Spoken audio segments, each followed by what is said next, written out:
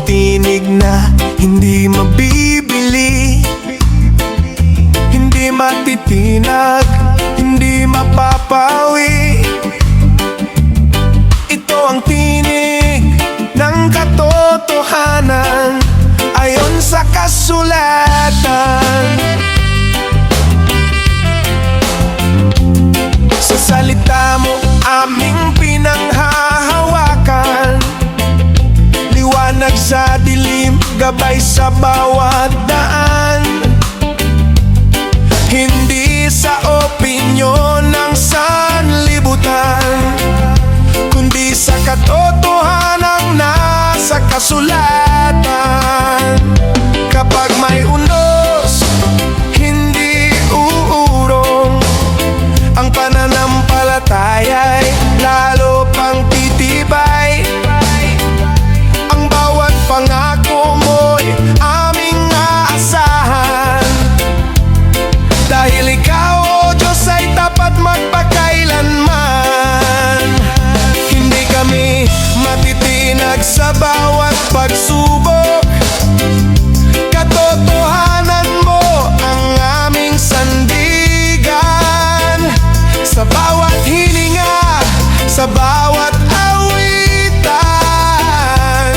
ikaw lamang ang aming itataas. Ayon sa kasulatan, tinig ng katotohanan, salita ng Diyos ang aming sandigan. Sa Kanya lamang ang aming kaligtasan.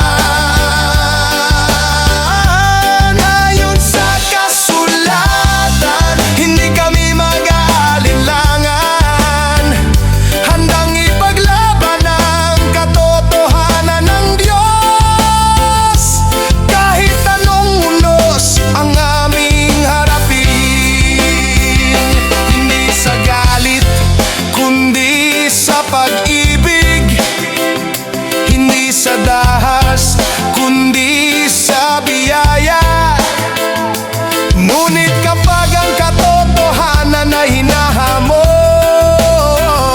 kami tatayo ng may tapang at kabanalan.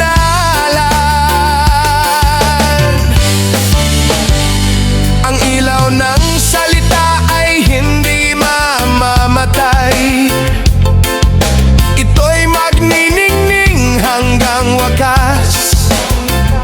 Mula sa bawat puso hanggang sa bawat